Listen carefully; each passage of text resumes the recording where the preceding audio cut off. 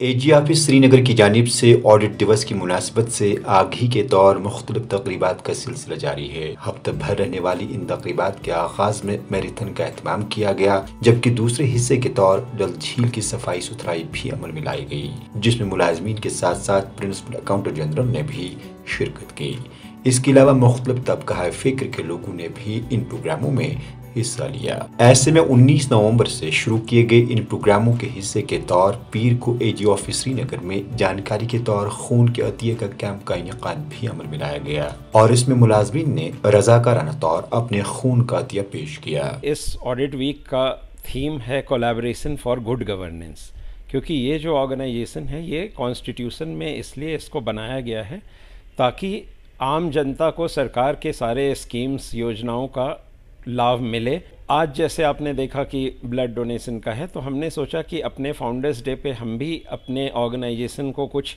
بڑے اچھے آدرشوں کی طرف، کچھ آئیڈیلز کی طرف ری ڈیڈیکیٹ کر دیں۔ تو اس سے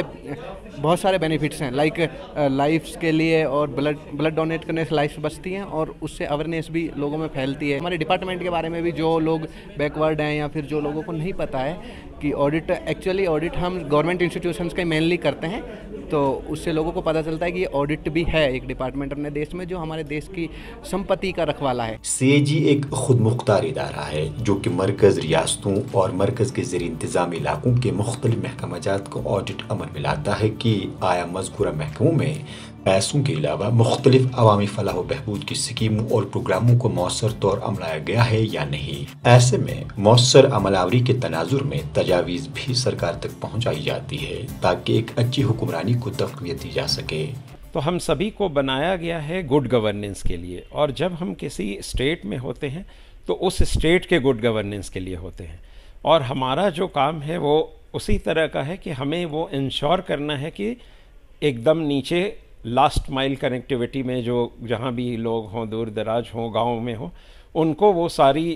چیزیں جو سرکار کے بینیفٹس ہیں وہ مل رہے ہیں کہ نہیں مل رہے ہیں، یا ان میں کوئی کٹھنائی ہے،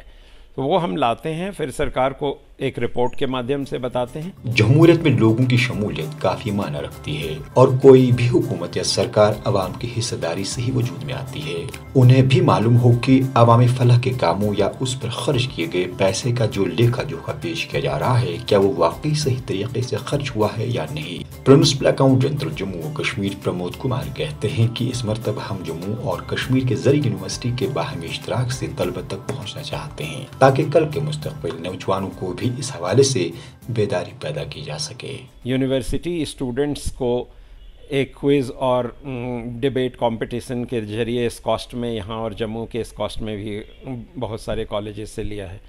تو وہ اس لیے لیا ہے کہ یوتھس کو اپنے آرگنائزیشن کے جو بھی ان کے لیے جو اس میں اوپننگس ہیں جاب کی، اور جو بھی ان کو اس میں ڈائریکٹلی فائدہ ہو سکتا ہے اس کے بارے میں بتائیں، اور ان کو ایک اویئر سٹیزن بنائیں۔ تو اس کے لیے بھی ہم ان کو بہت ساری چیزیں بتائیں گے۔ واضح رہے کہ آڈٹ دیوس کے حوالے سے اس طرح کی تقریبات رواں ماہ 25 تاریخ تک جاری رہیں گی۔ سری نگر سے ETV بھارت کے لیے پرویز الدین کی رپورٹ۔